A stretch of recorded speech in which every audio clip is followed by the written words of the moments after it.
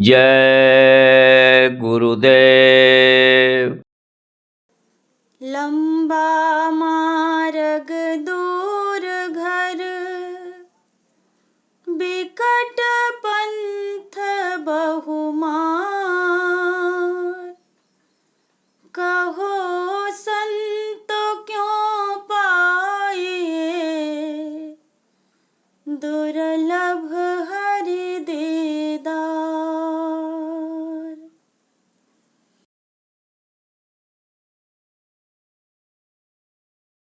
तुम्हारे बिन मेरे सतगुरु, ये नैया पार कैसे हो। तुम्हारे बिन मेरे सतगुरु, ये नैया पार कैसे हो। ना कोई है यहाँ मेरा, ना कोई है यहाँ अपना। ना कोई है यहाँ मेरा, ना कोई है यहाँ अपना। ना दोगे गर सहारा, तो मेरा उद्धार कैसे हो। ना दोगे गर सहारा, तो मेरा उद्धार कैसे हो। बहुत दिन हो गए रहबर, इधर भी हो कृपा गुरुवर। बहुत दिन हो गए रहबर, इधर भी हो कृपा गुरुवर। चरण में ना शरण दोगे, मेरा उद्धार कैसे हो। चरण में ना शरण दोगे, मेरा उद्धार कैसे हो। तुम्हारे बिन मेरे सतगुरु, ये नैया पार कैसे हो। तुम्हारे बिन मेरे सतगुरु, ये नैया पार कैसे हो। तुम्हारे द्वार से कोई कभी खाली नहीं जाता। तुम्हारे द्वार से कोई कभी खाली नहीं जाता। ना दोगे भीख दया की मुझे, मेरा उपकार कैसे हो। ना दोगे भीख दया की मुझे, मेरा उपकार कैसे हो। तुम्हारे बिन मेरे सतगुरु, ये नैया पार कैसे हो। तुम्हारे बिन मेरे सतगुरु, ये नैया पार कैसे हो। तुम ही तुम मेरे गुरुवर, ना कोई और है मेरा। तुम ही तुम मेरे गुरुवर, ना कोई और है मेरा। अगर तुम रूठ जाओगे गुरु दीदार कैसे हो। अगर तुम रूठ जाओगे गुरु दीदार कैसे हो। तुम्हारे बिन मेरे सतगुरु ये नैया पार कैसे हो। तुम्हारे बिन मेरे सतगुरु ये नैया पार कैसे हो। शरण अब तेरी आया हूँ नहीं दुख भूल पाया हूँ। शरण अब तेरी आया हूँ नहीं दुख भूल पाया हूँ। अगर तुम भूल जाओगे मेरा कल्याण कैसे हो। अगर तुम भूल जाओगे मेरा कल्याण कैसे हो। तुम्हारे बिन मेरे सतगुरु ये नैया पार कैसे हो। तुम्हारे बिन मेरे सतगुरु ये नैया पार कैसे हो। जय गुरुदेव। जय गुरुदेव।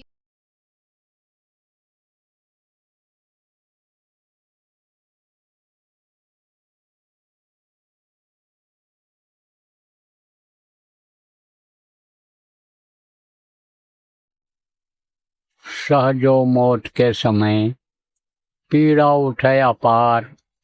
बिच्छू 60,000 जो डंक मारे एक साथ। जैसे 60,000 बिच्छू एक साथ डंक मारे बटन में दर्द हो, इतना दर्द होता। पहाड़ जब गिरता है कितनी तेज आवाज होती है। आप समझो उसका कई गुना ज्यादा जब हड्डियां ये चटकती ही तब आवाज होती है चट चट की। वो दर्द करता है।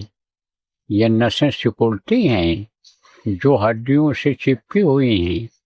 खून पानी हो जाता आखिरी वक्त पर, तो वो अपनी जगह जब छोड़ती हैं तो भीषण दर्द होता है। उसका कोई इलाज नहीं है। अच्छे अच्छे डॉक्टर अच्छा इंजेक्शन लगा देते हैं। दर्द का हो नींद का, लेकिन नींद भी नहीं आती है, दर्द भी दूर नहीं होता है, तो भोगना किसको पड़ता है। जिसकी मौत होती है।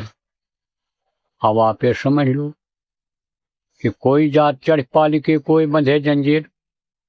किसी की मौत जल्दी हो जाती है, प्राण जल्दी छूट जाता है, और किसी को पड़ा रहना पड़ता, भोगना पड़ता है, चिल्लाना पड़ता है, आखिरी वक्त पर भी समय लगता है।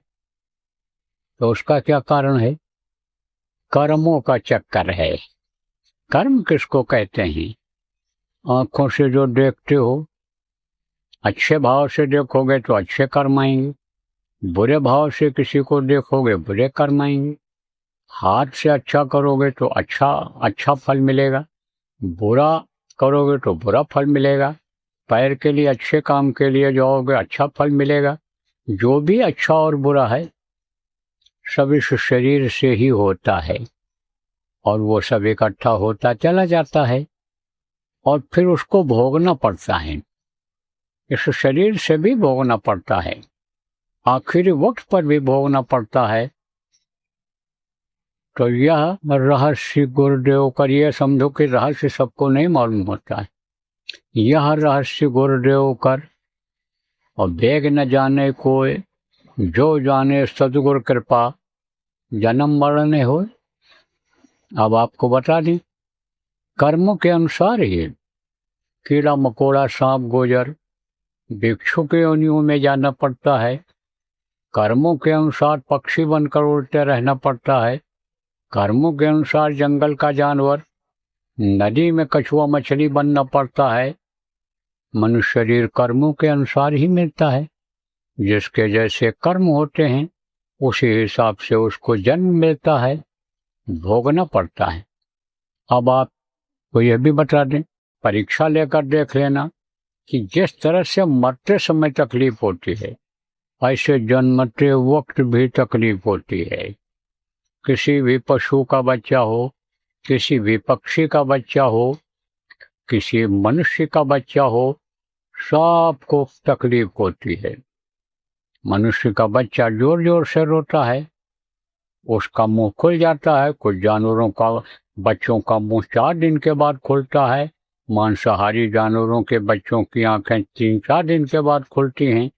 तो अब आप ये समझो कि वो भी बोलते रोते हैं, लेकिन उनकी आवाज़ कोई समझ नहीं पाता है। तो अब आप ये समझो मनुष्य का बच्चा रोता है, जब रोता है तकलीफ होती है, तभी तो रोता है, तो तकलीफ होती है।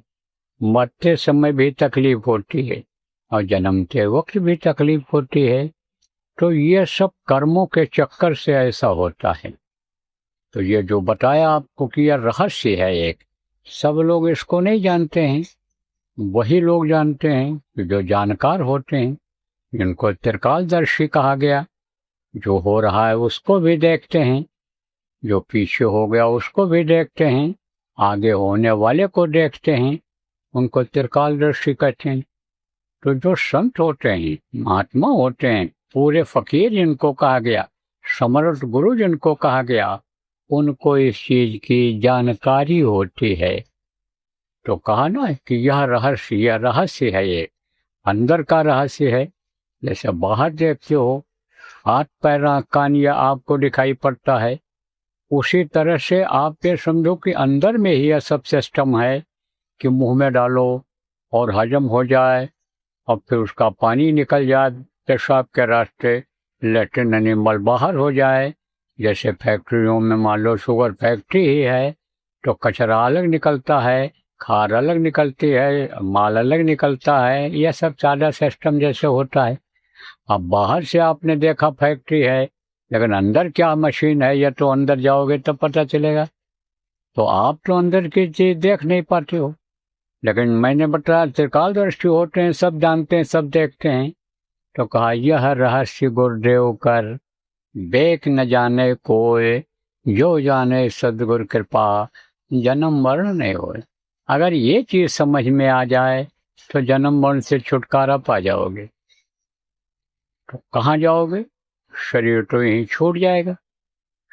शरीर तो कोई आगे जा ही नहीं सकता ऊपर में लोकों में, उसकी भी सीमा है। शरीर से कोई अगर जाता भी है तो हवाई जहाज से जाता है। मान लो 10,000 किलोमीटर, 20,000 किलोमीटर चला गया, लाख किलोमीटर मान लो चला गया। अब ऐसे मशीनें बन गई, उपकरण बन गया, लेकिन उसके आगे भी तो कुछ है, वहाँ जा सकता है? नहीं जा सकता है।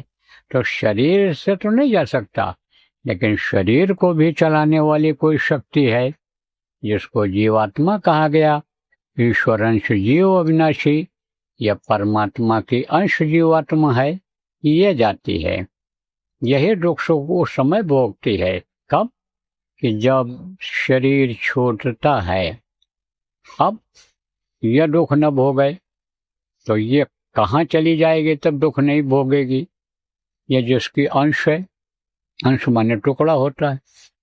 तो परम पिता जिसको कहा गया, जिनका लोक सबसे ऊपर बताया गया, सतलोक, वहां पर जो रहते हैं, वो जो देश है लोक है। पुराने लोग जो सत्संग सुनते रहते हो, वहां के बारे में सब बताया जाता रहता है। तो जब ये वहां पहुंचेगी तब जन्म मरण से छुटकारा मिलेगा, तब सुख मिलेगा, शांति मिलेगी। और नहीं तो इस दुख के संसार में आप ये समझो कि दुख झेलते रह जाओगे। इतने आदमी बैठे हैं, पूछो कि सब सुखी हो, कोई नहीं बोलेगा। और क्यों नहीं बोलेगा? इसलिए कि मान लो शरीर से सुखी है, कोई चिंता फिक्र ज़्यादा नहीं है, कमाता खाता है, कोई दिक्कत नहीं है। लेकिन पूछो घर में जिनसे तुम जुड़े हुए हो, तब कहेगा भाई घर में तो शांति नहीं है। तब बताएगा घर में बीमारी रहती है। तब बताएगा कि घर में लड़ाई झगड़ा होता रहता है। तब बताएगा कि बाहर रहते हैं शांति रहती है, और घर में आते हैं लड़ाई झगड़ा टेंशन के बाद जब सामने आती है तो भोजन नहीं खा पाते हैं, रोटी नहीं खा पाते। तो कहा नानक दुखिया सब संसार। नानक साहब ने कहा दुखिया है सब संसार, इस समय दुखी है। तो दुख और सुख दोनों चीजें ये हैं। जहाँ दुख रहता है वहाँ सुख रहता है, जहाँ रात रहती है वहाँ दिन रहता है, सूरज है तो चंद्रमा है। तो ये सारी चीजें हैं। तो सुखी भी कोई रहता है, तो सुखी कौन रहता है? उन्होंने ये कहा कि नानक दुखिया सब संसार, और सुखी वही जो नाम आधार, जो नाम को पकड़ लेता है।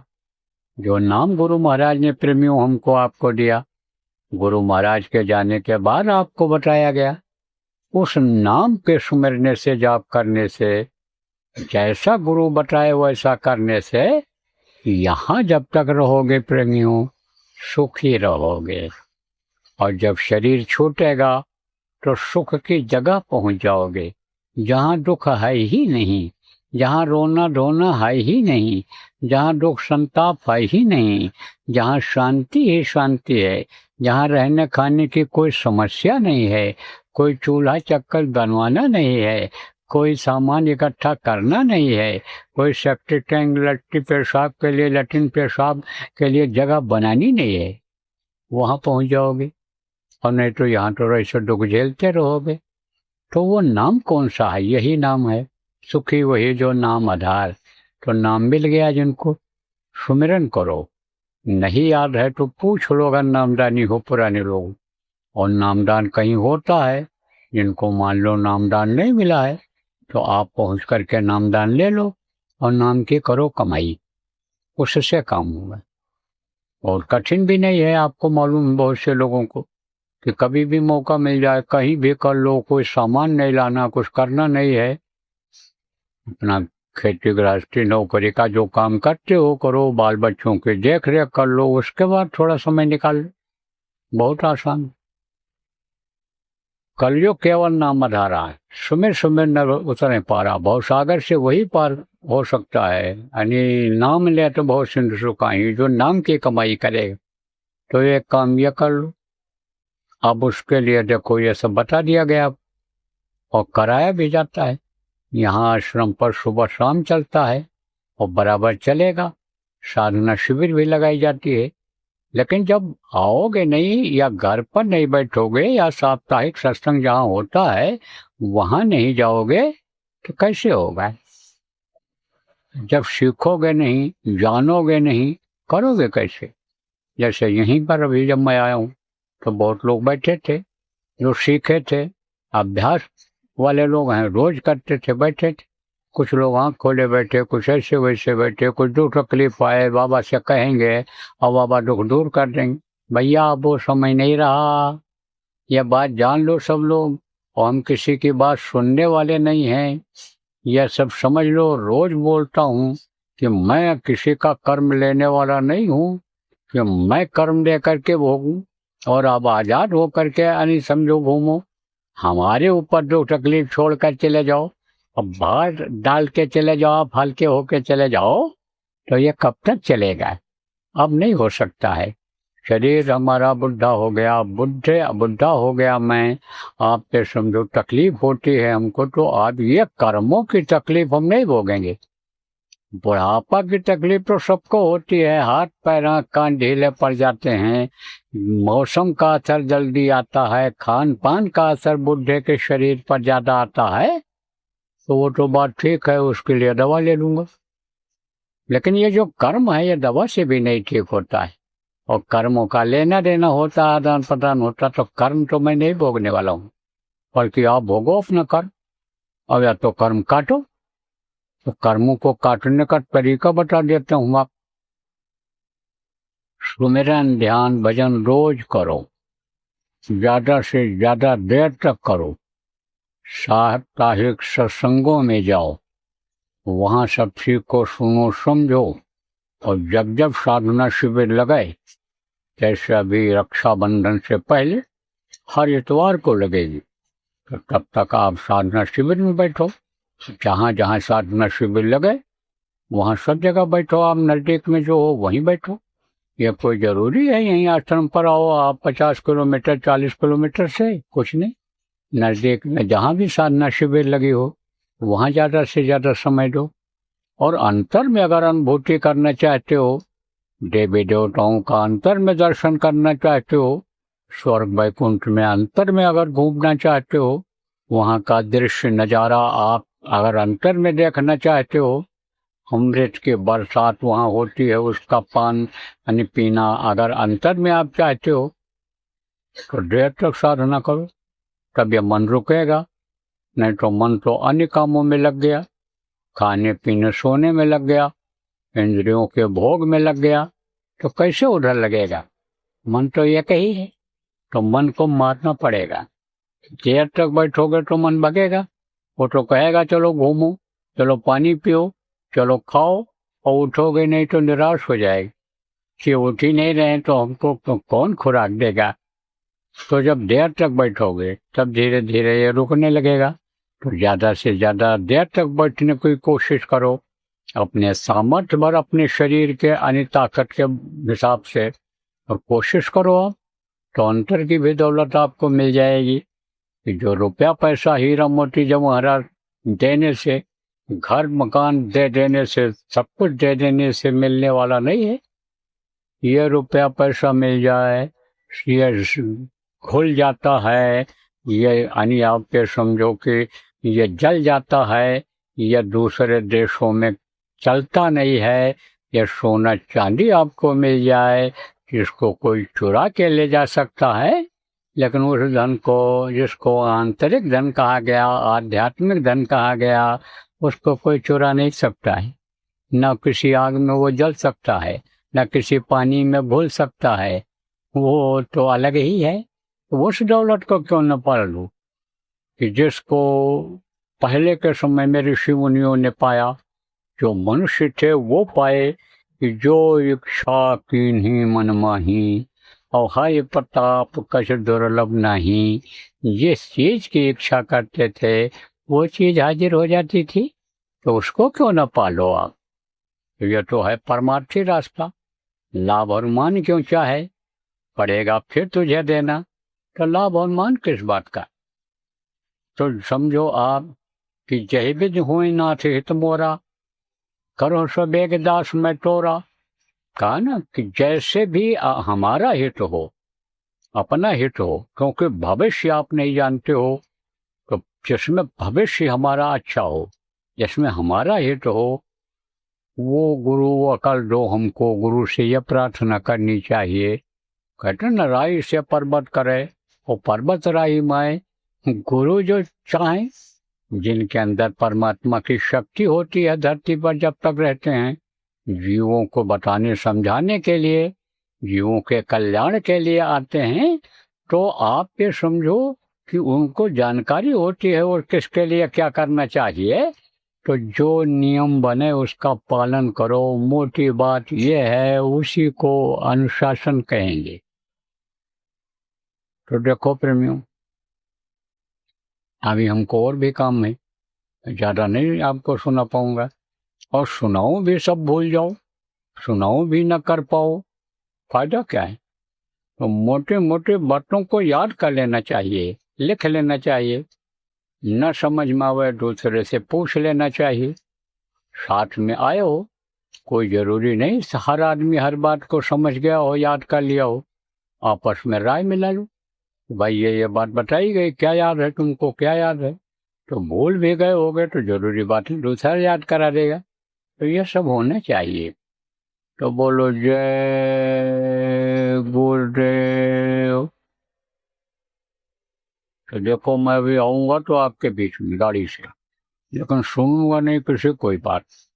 बस आपको जो पहले बताया गया है कोई दुख तकलीफ लेकर पहले आए हो और उसका निवारण के लिए उपाय जो आपको बताया गया है, विश्वास के साथ उसको करो।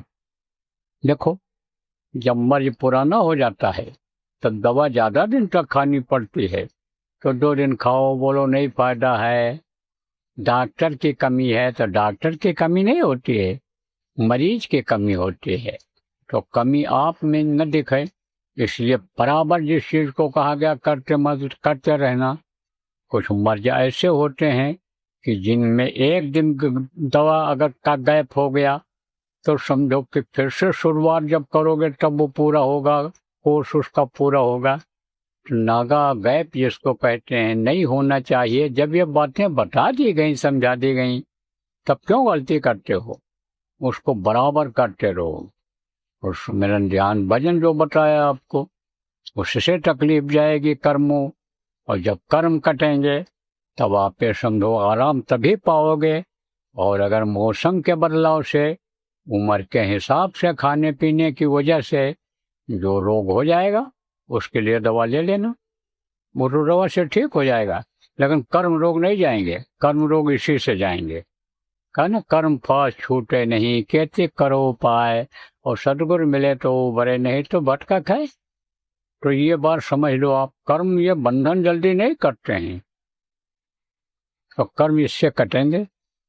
कर्म काटने का उपाय ये सब बता दिया गया, साधना शिविर लगा दी गई, और जगह जगह पर अभी देखो, वहाँ गुरु पूर्णिमा का कार्यक्रम जयपुर में हुआ था, वहाँ भी ये था कि इस जगह पर मत्था टेकोगे, अपनी बात कहोगे तो लोगों को फायदा होगा, और लोगों को हुआ।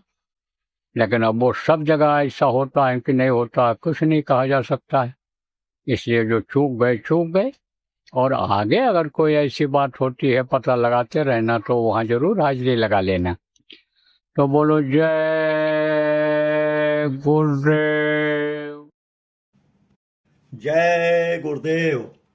साधक साधना को अवसर अब पायो, कर ले निज काज, रक्षा बंधन है आयो। वीरारी धरती झुंझुनू में, उज्जैन रा परम संत बाबा उमाकांत जीरो, रक्षा बंधन पर आत्म कल्याणकारी सत्संग रो निमंत्रण। सतगुरु बाहर जगत के बंधन खोलते हैं और भीतर आत्मा को प्रभु के प्रेम में बांधते हैं। जब सतगुरु पकड़े बाह तो काल कभी रोके नहीं, काल कभी टोके नहीं। वक्त के समर्थ सतगुरु द्वारा बताए गए साधन को करना ही साधना है, जिससे संकट खत्म हो जाते हैं। इसलिए इधर उधर दौड़ने के बजाय एक ही रास्ता साध लेना बेहतर है। जिन्हें गुरु लगे अति प्यारे, तिन कुल कुटुंब सब तारे।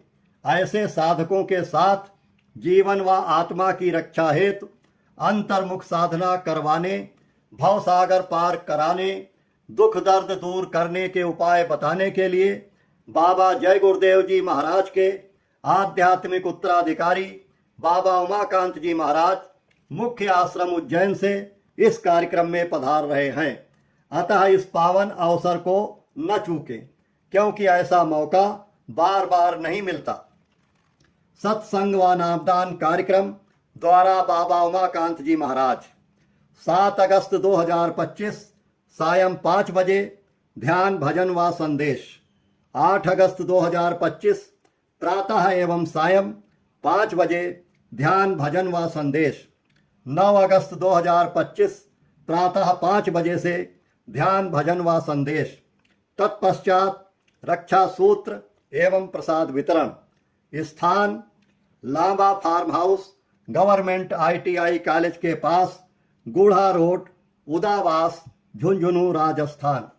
संपर्क नंबर 6367547776 व 8306547382 व 7891983092 व 9414541261।